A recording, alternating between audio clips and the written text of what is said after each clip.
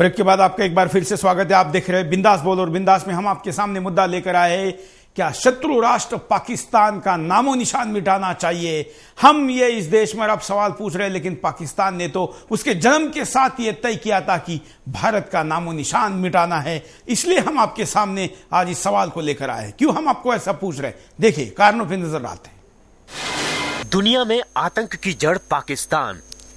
भारत के अलावा भी दूसरे देशों में होने वाले ज्यादातर आतंकी हमलों के तार पाकिस्तान से जुड़े होते हैं। कुछ आतंकवादी पाकिस्तान में ट्रेनिंग लेते हैं, तो कुछ आतंकवादी पाकिस्तान से पैसा और हथियार।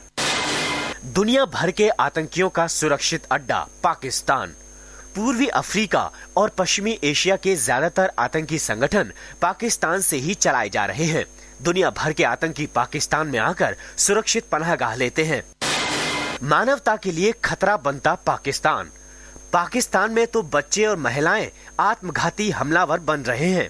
पाकिस्तान के आतंकी किसी भी वक्त परमाणु हथियार अपने कब्जे में ले सकते हैं। अगर ऐसा हुआ तो ये दुनिया के लिए भयावह खतरा होगा। पाकिस्तानी सेना का अमानवीय चेहरा।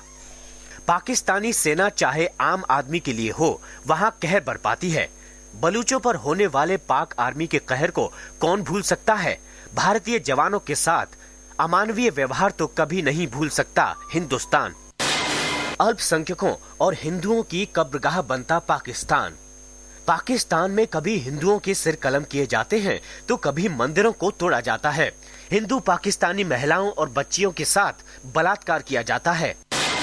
एक असफल देश पाकिस्तान। जिस तरह पाकिस्तान में आम पाकिस्तानी भी सुरक्षित नहीं है, आज पाकिस्तानी भी बलूचिस्तान में पाकिस्तानी सेना के कहर से डरे हुए हैं। युवाओं को पाकिस्तानी सेना उठाकर ले जाती है, जिनका आज तक पता नहीं चला। हमेशा हिंदुस्तान की पीठ में छुरा घोंपता पाकिस्तान। भारत की सरकार हमेशा पाकिस्तानियों से अच्छे संबंध बनाने की पक्षधर रही, मगर जब जब बातचीत आगे बढ़ी, पाकिस्तान ने हमेशा कारगिल जैसी घटना को अंजाम दिया। हिंदुस्तान के नक्सलियों को हथियार देता पाकिस्तान। भारत में नक्सलियों के पास पाकिस्तानी हथियार बरामद किए गए हैं, जो पाकिस्तानी सेना ने इन नक्सलियों को भारत के खिलाफ लड़ने के लिए दिए हैं। यह कारण है जिस कारण से हम आपको पूछ रहे हैं कि क्या पाकिस्तान का नामो निशान मिटाना चाहिए, और अब तक 100% प्रतिक्रिया आई है पाकिस्तान को खत्म करना चाहिए। आइए, कई कॉलर हमारे साथ आज वेटिंग में हैं, सुनते हैं कुछ लोगों की बात। नमस्कार। नमस्कार जी, बोलिए। हाँ जी सुरेश जी नमस्कार। हाँ, इस पाकिस्तान को तो बिल्कुल खत्म ही कर देना चाहिए बीच में से। ये अगर इनके उसमें रहेंगे लीडरों के चक्कर में, तो पाकिस्तान तो खत्म ही नहीं होगा कभी भी। धन्यवाद। इसीलिए हमने डायरेक्ट जरदारी जवाब दो कहा है। हमको पता है कि मनमोहन सिंह जवाब नहीं दे सकते, और उनसे जवाब अब मांगने के बजाय सीधे इस देश की जनता टक्कर लेगी पाकिस्तान से और सवाल पूछेगी पाकिस्तान के राष्ट्रपति से। इसलिए राष्ट्रपति का नंबर हम स्क्रीन पर कल से चला रहे, और कई हजार लोगों ने उनको सवाल पूछा है। यही गुस्सा एक दिन इस कदर बढ़ जाएगा कि जनता डायरेक्ट पाकिस्तान के सामने खड़ी हो जाएगी। अगले कॉल। नमस्कार। हाँ नमस्कार, बोलिए। मैं महेश मिश्रा अयोध्या जी से बोल रहा हूँ। ये हमारी कायर सरकार के कारण ऐसा हो रहा है। अगर और किसी देश की सरकार होती तो शायद आज पाकिस्तान को अपने कब्जे में ले ली होती। मैं एक छोटी सी कविता के माध्यम से संदेश देना चाहूंगा पूरे देश को, और पाकिस्तान को भी संदेश देना चाहूंगा। दीजिए। खड़े हुए हैं हृदय में लेकर ज्वाला मेरे वीर जवान, मर्यादा जिनकी भारत है। खड़े हुए हृदय में लेकर ज्वाला मेरे वीर जवान, मर्यादा सीमा जिनकी है भारत माता जिनकी शान। लांगे इस मर्यादा को जो ले लेंगे हम उनके प्राण। भारत बोले अंतिम वाणी, सुने देश सब सुन सब प्राणी। ये कश्मीर राज मर्यादा, भारत करता अंतिम वादा।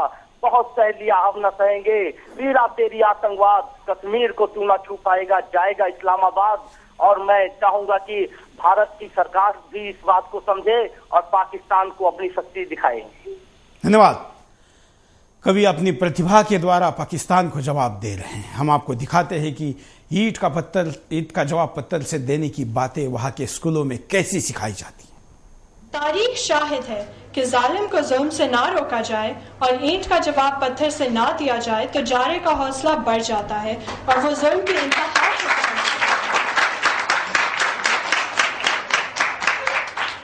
इसलिए भी बेहद जरूरी था कि पाकिस्तान एटमी धमाका करे और ईंट का जवाब पत्थर से देने में भारत के जारहाना अज़ाइम को धचका लगा। एटमी धमाके करने के फौरन बाद पूरी हिंदुस्तानी कौम अपने आप को पाकिस्तानी कौम से बढ़कर समझने लगी थी। साबित ये हुआ कि पाकिस्तान को एटमी धमाके करने चाहिए थे। ये वहां के स्कूलों में हमको जालिम कहा जा रहा है। जिस देश के दया पर पाकिस्तान की निर्मित हुई, जहां के बहुसंख्यक समाज में एक तरीके से दान में देश दे दिया, कई रुपए दिए, पैसे दिए, सुविधा दी, मानवता दी, लेकिन उसको जालिम कहा जा रहा है। और इसके खिलाफ युद्ध की पढ़ाई स्कूली बच्चों को वहां के माता पिता शिक्षक दे रहे हैं, जो खुद तो सामने नहीं आ सकते, लेकिन बच्चों के शरीर पर बॉम्ब बांधकर उनको मानवीय बॉम्ब बनाकर भेज देते हैं। कॉलर के पास चलते हैं। हेलो, नमस्कार। नमस्कार, बोलिए भैया। मैं गाजियाबाद से बोल रहा हूँ, अंश कुमार जैन। हाँ, मैं कह रहा हूँ ये एक हाफिज सईद को तो कह रहे हैं कि भाई हमें चाहिए, जो इतने आतंकवादी बन रहे हैं जेल के अंदर, इन्हें क्यों नहीं फांसी दी अब तक? क्या इनके रिश्तेदार है? बिल्कुल, बताओ, क्या इनके रिश्तेदार है ये? धन्यवाद, बहुत अच्छी बात कही है। पाकिस्तान के जो गुनहगार हमारे जेल में हैं, उनको तो सजा हम नहीं दे पाए। जिस कसाब को दी उसको तो 100 करोड़ रुपए खर्च किए, फिर जाके फांसी दे दी, वो भी चुपके से, पता नहीं किसके डर से। और भी कई इस देश में जो गुनहगार जेल में हैं। इस देश के पार्लियामेंट पर हमला करने वाले पाकिस्तान के षड्यंत्र का प्रमुख गुनहगार अफजल गुरु अभी भी जेल में हैं, उसको सजा नहीं दी। क्या हाफिज सईद को लाकर उसके साथ बिरयानी खिलाने के लिए बिठाओगे? ये पहले भी जेल में था। इसने हवाई जहाज का एक तरीके से हमारे खिलाफ एक षड्यंत्र रचकर उस हवाई जहाज को हैक किया और इसको भारत सरकार ने छोड़ा। तब जाके ये आवाज कर रहा है, अगर ये जब जेल में होता, जब था, तभी कार्रवाई होती, तो आज ये हमारे लिए समस्या नहीं बनता। आइए, हाफिज सईद भारतीय आर्मी के बारे में क्या बोलता है। की जारहियत का दायरा कहां तक बढ़ चुका है, वो हमारे कश्मीर में आकर मुसाद के दफ्तर बना चुका है। जम्मू और श्रीनगर में ये उसके दफ्तर बन चुके हैं, ये उसके फौजी अफसर यहां बैठे हैं। कश्मीर की तहरीक आजादी, जिसको इंडिया नहीं रोक सकता था, जिसने जाकर इस्राइल से मदद तलब की, वो कश्मीर के अंदर इस वक्त वही खेल खेल रहा है। इंडिया की फौज को ये नए अंदाज से तरबियत दे रहा है कि हमने फलस्तीनियों को कैसे रोका, इंडिया ये इनको कश्मीरियों को कैसे रोकेगा। कॉलर के पास चलते हैं। नमस्कार। हाँ सर, मैं बोलना चाहती हूँ, ये पाकिस्तान हमारे देश के जवानों का सिर काटकर क्या साबित करना चाहता है? इससे वो को बहादुर नहीं बन जाएगा। बिल्कुल, वो अपनी कायरता बता रहा है। अगर वह नहीं सुधर सकता तो हमें और भी तरीके आते हैं उसे सुधारने के, क्योंकि अब तो पाकिस्तान ने हद कर दी है। बिल्कुल, धन्यवाद। अब सारी हदें पार हो चुकी है, मानवता के दृष्टिकोण खत्म हो चुके हैं। अब तो बस एक ही रास्ता है और वो है खत्म करना। अगले कॉलर,